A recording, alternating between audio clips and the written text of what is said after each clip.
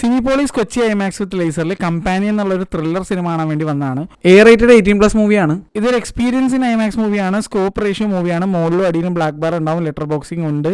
ഏകദേശം 16 പേരാണ് ഈ സിനിമ കാണാൻ ഉണ്ടായത്. ഇതാണ് ഇവിടുത്തെ XT ഐമാക്സ് ലേസർ പ്രൊജക്ടറും ഇതാണ് ഇതിൽ യൂസ് ചെയ്യുന്ന ലെൻസ് കേട്ടോ. പ്രൊജക്ഷനും ദൂരെ നിന്ന് കണ്ടിട്ടുണ്ടെങ്കിലും അകത്ത് കയറി കാണണമെന്ന് വലിയൊരു ആഗ്രഹമുണ്ട്. എന്തെങ്കിലും നടക്കട്ടെ.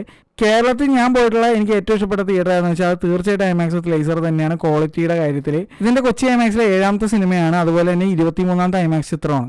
ഇന്ന് ഐമാക്സിൽ ഒരു കോമഡി ഉണ്ടായി. ആരോ ഒരാൾ ഗ്ലാസ് ക്ലീൻ ചെയ്യണ റൂമുണ്ട്. ആ റൂമിൻ്റെ അങ്ങോട്ടുള്ള ഡോറ് അടച്ചു, പക്ഷെ മൊത്തം അടഞ്ഞില്ല. അപ്പം ഞാൻ അത് ഓടിപ്പോയി അത് അടയ്ക്കാൻ നോക്കിയ സമയത്ത് ഞാൻ ഈ റൂം കണ്ടിട്ടാ. അപ്പോൾ എന്താ ഞാൻ അത് അവരോട് പറഞ്ഞിട്ടുണ്ടായിരുന്നു. അവർ ഇനി അത് ശ്രദ്ധിച്ചോളാന്ന് പറഞ്ഞ്. അത് സിനിമ നടന്നുകൊണ്ടിരിക്കുന്നതിൻ്റെ ഇടയിലായിരുന്നു. അതുകൊണ്ട് ഞാൻ ഫസ്റ്റ് ഹാഫ് ആയപ്പോഴേക്കും ഓടി ചെന്നിട്ട് ഡോർ അടക്കേണ്ടി വന്നു. അപ്പോൾ ആ അടക്കാൻ പോയപ്പോഴാണ് ഞാൻ ഈ റൂം കണ്ടത് കേട്ടോ. അപ്പോൾ അവിടെയാണ് ഗ്ലാസിൻ്റെ ക്ലീനർ വെച്ചേക്കണമെന്നുള്ളത് ഞാൻ കണ്ടായിരുന്നു. അത് നിങ്ങളെ ജസ്റ്റ് ഒന്ന് കാണിച്ചു തരാം. എന്തായാലും ഇനി ഇങ്ങനെ ഉണ്ടാവില്ല എന്ന് അവർ പറഞ്ഞിട്ടുണ്ട്. ശ്രദ്ധിച്ചോളാന്ന് പറഞ്ഞിട്ടുണ്ട്. പിന്നെ അതുപോലെ ലൈറ്റിൻ്റെ ഒരു കേസ്, ആ പാത്വേയുള്ള ലൈറ്റ്സ് ശരിക്കും പറഞ്ഞാൽ ഓഫ് ചെയ്യാനുള്ള ഒരു മാർഗ്ഗം കണ്ടെത്തണം. അല്ലെങ്കിൽ ഇൻഡസ്ട്രിയലർ വരുമ്പോൾ അതൊരു പണിയായിരിക്കും. കാരണം അവിടെ നിന്നുള്ള ആ ലൈറ്റ് സ്ക്രീനിലേക്ക് ചെറിയ രീതിയിൽ അടിക്കുന്നുണ്ട്. അതും കൂടി ക്ലിയർ ചെയ്ത് കഴിഞ്ഞാൽ അടിപൊളിയായിട്ടാ. Companion starring Sophie Thatcher and Jack Ward നമ്മുടെ ബോയ്സ് സീരീസിലാണ്, ദ ബോയ്സ് സീരീസിലെ മച്ചാനാണ്. ഈ നടീനെ നിങ്ങൾ നോക്കി വെച്ചോ. എൻ്റെ മോനെ വെറുതെ വിഷയം. അന്യ ആക്ടിങ് എന്ന് പറഞ്ഞാൽ അന്യ ആക്ടിങ്. എൻ്റെ അഭിപ്രായത്തിൽ നിങ്ങൾ ഈ സിനിമയുടെ ട്രെയിലറോ ടീസറോ ഒരു സാധനം കാണാൻ നിൽക്കരുത്. നേരെ പോയി കണ്ടു നോക്കിയാൽ മതി. കിട്ടില്ല ട്വിസ്റ്റാണ്. പടം തുടങ്ങി ഒരു 20 മിനിറ്റ് കഴിയുമ്പോഴല്ലോ ഒരു വേറെ ലെവലൊരു ട്വിസ്റ്റ് ഉണ്ട്. എൻ്റെ കിളി അങ്ങോട്ട് പറഞ്ഞു. ഞാൻ ഈ സിനിമയുടെ ടീസറോ ട്രെയിലറോ ഒന്നും കണ്ടിട്ടുണ്ടായിരുന്നില്ല. കിളി പറന്ന്. അത് കഴിഞ്ഞിട്ടും ഒരു ട്വിസ്റ്റ് ഉണ്ട്. എൻ്റെ മോനെ സാധനമായിരുന്നു കേട്ടോ. സാധനം. ഇതിൻ്റെ കഥയും കിടിലായിരുന്നു. സംഭവം ഭയങ്കര പുതുമയുള്ള കഥ. അങ്ങനത്തെ ഒരു സെറ്റപ്പ് അല്ല. പക്ഷേ സാധനം ഉണ്ടല്ലോ, ഞെട്ടിച്ച് കളഞ്ഞെന്നെ. പുള്ളിക്കാരിയുടെ ആക്ടിങ് കഴിഞ്ഞ കൊല്ലം ഇതേപോലെ നവമി സ്കോട്ടിൻ്റെ സ്മൈൽ 2 കണ്ടിട്ടുണ്ടായിരുന്നു. പിന്നെ നോസ്ഫെറാറ്റുവിൽ ജോണി ഡെപ്പിൻ്റെ മോളുടെ ആക്ടിങ്. ഇപ്പോൾ ഹൊറർ സിനിമ എടുത്തു നോക്കിക്കഴിഞ്ഞാൽ വേറെ റേഞ്ച് ആക്ടിങ് ആണ്.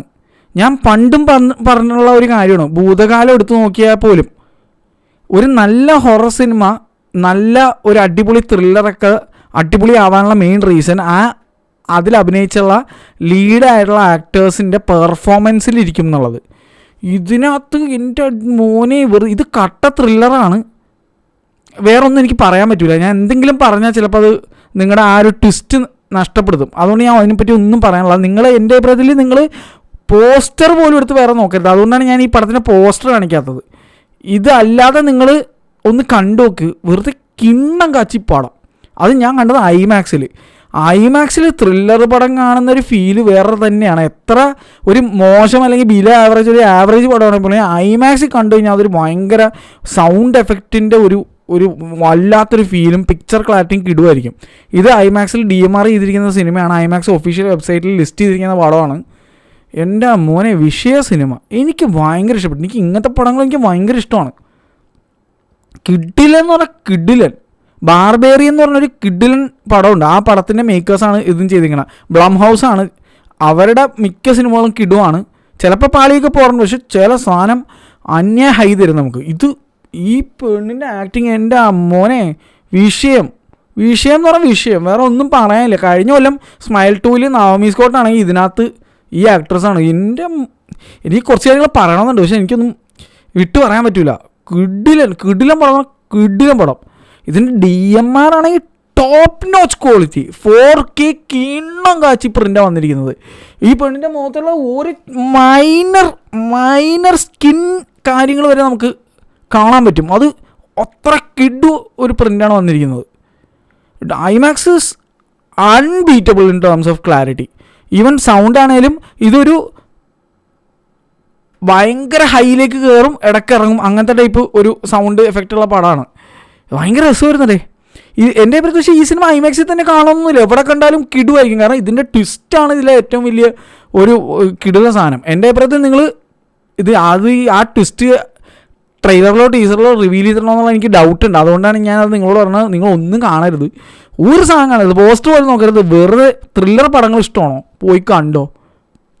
പെട്ടെന്ന് പറഞ്ഞാൽ കിടിലൻ പടം. എനിക്ക് ഭയങ്കര ഇഷ്ടപ്പെട്ടത്, കിടിലൻ. ഞാൻ ഈ അടുത്ത് അനോറ എന്ന് പറഞ്ഞ സിനിമ ഉണ്ടായിരുന്നു, അതിൽ മൈക്കി മാഡിസൺ എന്ന് പറഞ്ഞ നടീനെ ഞാൻ നോട്ട് ചെയ്ത് വെച്ചിട്ടുണ്ട്. കാരണം അന്യായം അഭിനയമായിരുന്നു, അന്യായം. കഴിഞ്ഞ കൊല്ലം നവമി സ്പോട്ട് വെറുതെ ഒരു ബെഞ്ച് മാർക്ക് ഉണ്ടാക്കിയെടുത്തിരുന്നു ആക്ടിങ്ങിൽ, ഹൊറർ പടത്തിൻ്റെ അമ്മാതിരി സാധനമായിരുന്നു. ഇതിനകത്ത് ഈ നടി